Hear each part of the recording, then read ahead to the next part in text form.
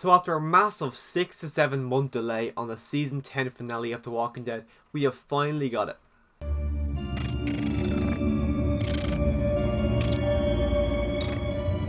Now guys, as always with my Walking Dead reviews, this is a full in-depth spoiler review for the episode. So if you have not seen the season 10 sort of finale, we're getting 6 more episodes. But if you haven't seen season 10 episode 16 titled A Certain Doom, do not watch this review because it's going to contain full spoilers. So if you want to go to this episode knowing absolutely nothing like I did, do not watch this review because I'm going to be spoiling the shit out of this episode.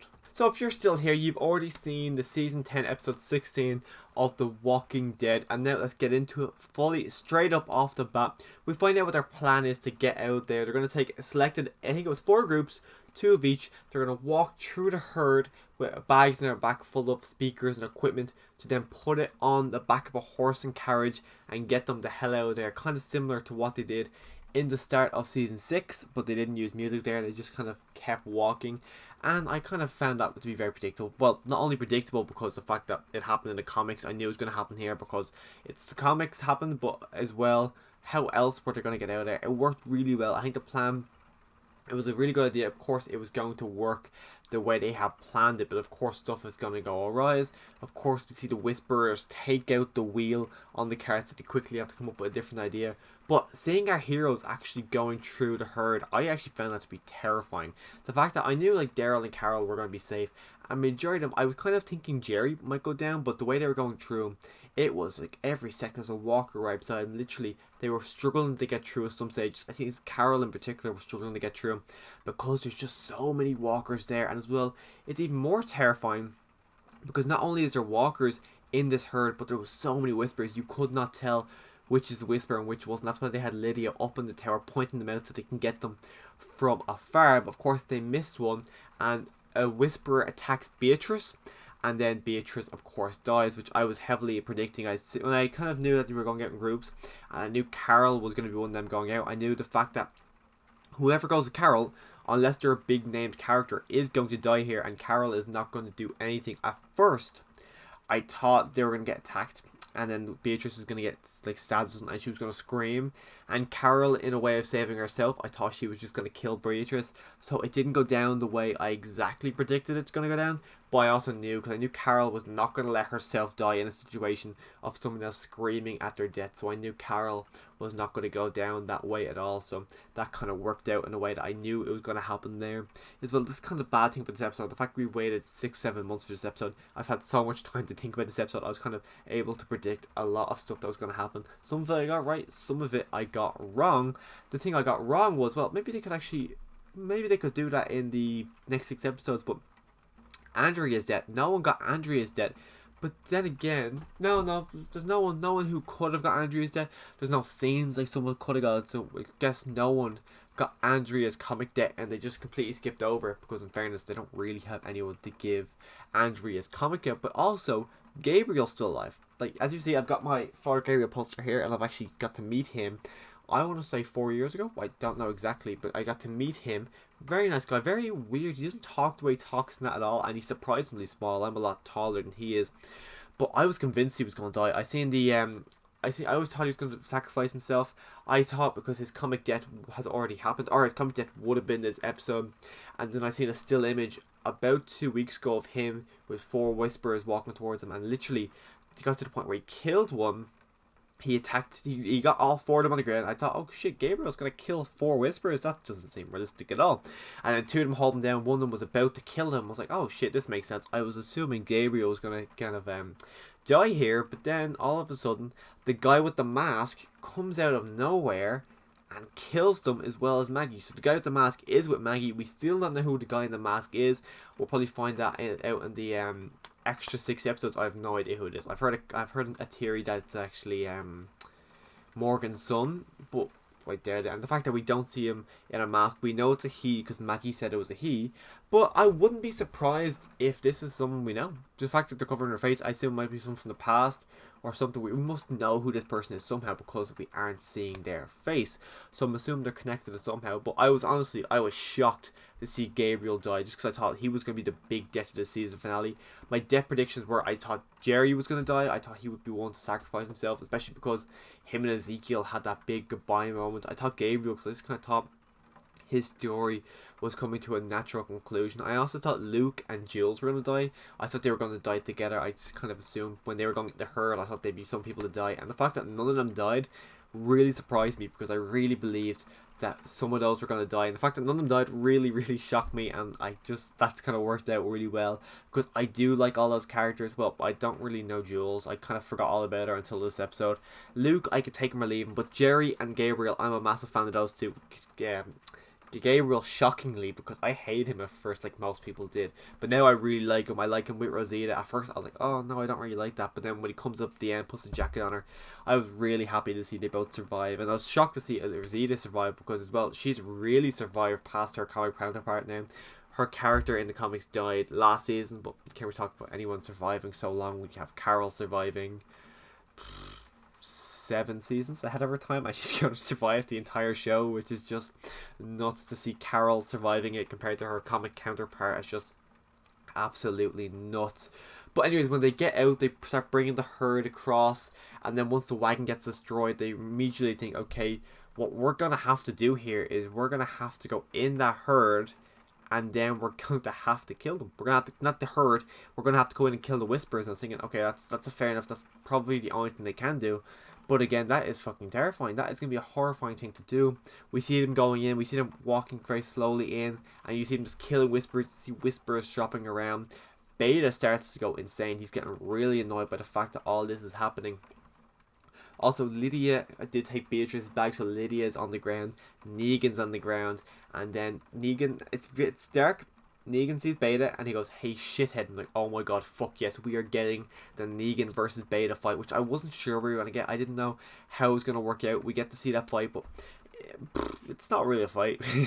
Compared to the comic version when Negan literally bashes Beta in the back with Lucille, this really isn't a fight. What happens is, Beta sees him and he sprints. I was shocked how quickly he ran over to Negan. He threw a walker on Negan, lying on, so Negan stabs him in the head, and then Beta jumps on him. And he goes, this is for Alpha. He's about to stab him in the face. Daryl comes out of nowhere, slides him in the side, and he stabs him both in the eyes. And I was like, holy shit. And then we go to some kind of hallucination scene where Beta is imagining just pulling the knives out. He's imagining a lot of Alpha. He's imagining all the walkers coming around him embracing him, and then we just see a father that all the walkers hear his screams. They start to rip him apart. They rip his mask off. We see Ryan Hurt's face for the first time in the show, and then Negan goes, "Oh my god, do you know what that is?" And there goes, "Doesn't matter. He's a nobody." And then they continue on. So that's the death we got for Beta. It's about 100 times better than it was in the comics. He sneaks up on Aaron and Jesus with a couple of whisperers. Jesus, I think it was Aaron who actually killed him, but they rip off his mask when he's passed out, and then Beta jumps up, screams, and then dies. And it was just a pathetic death in the comics. This death works so much better for Beta. The fact that he died being eaten by walkers, I thought was so ironic. I thought his death worked really well in the show, so much better than it did in the comics. The whole Whisperer story arc worked a lot better in the show than it did in the comics. Seeing them go over the cliff, even though I knew Carol, who was leading them out, I knew she was not going to go over the cliff because of course we do have the Carol and Daryl spin-off.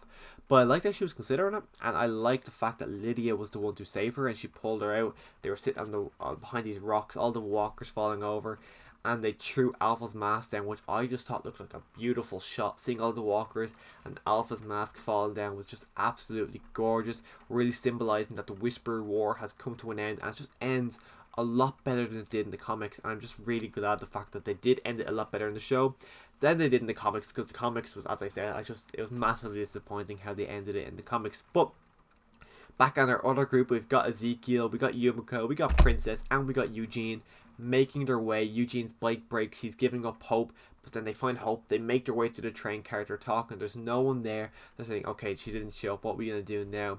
All of a sudden, lights switch on. People run out.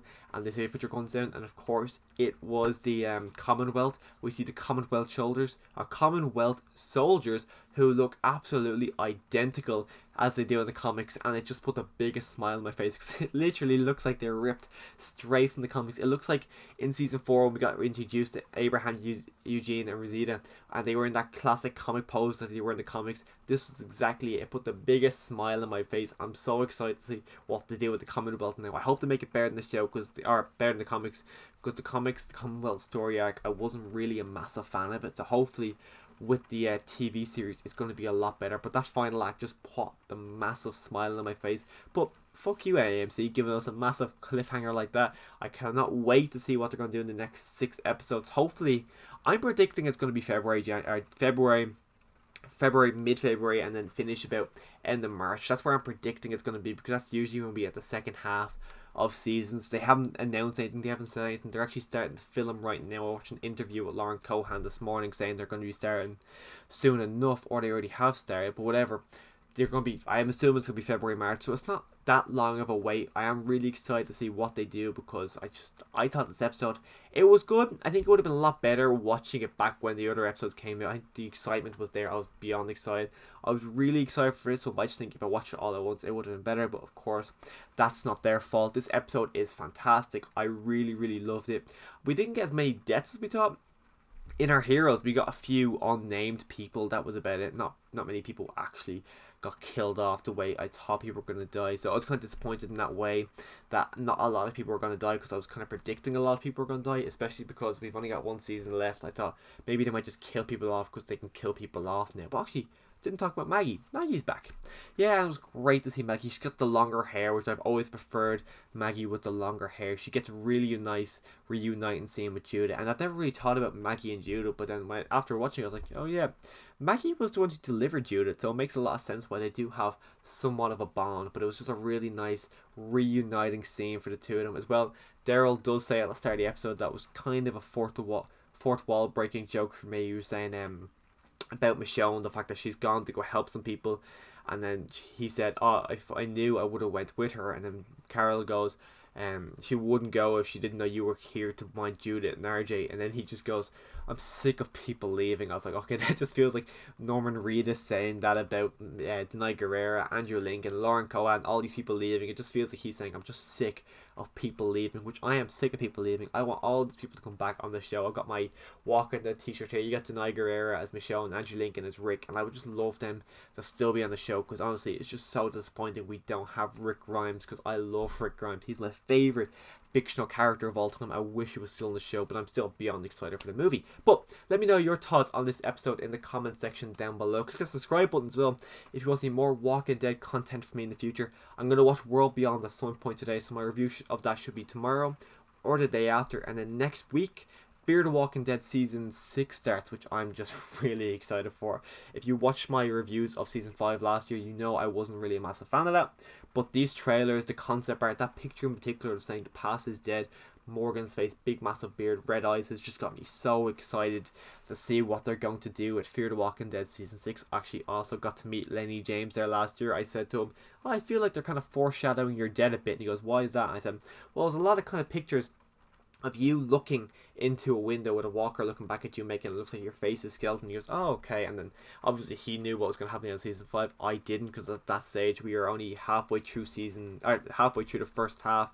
So he's probably like, what's this guy on about? But anyways, Fear the Walking Dead Season 6 Episode 1 review will be next Monday. So if you want to hear my thoughts on that, click that subscribe button. And as always, thanks for watching.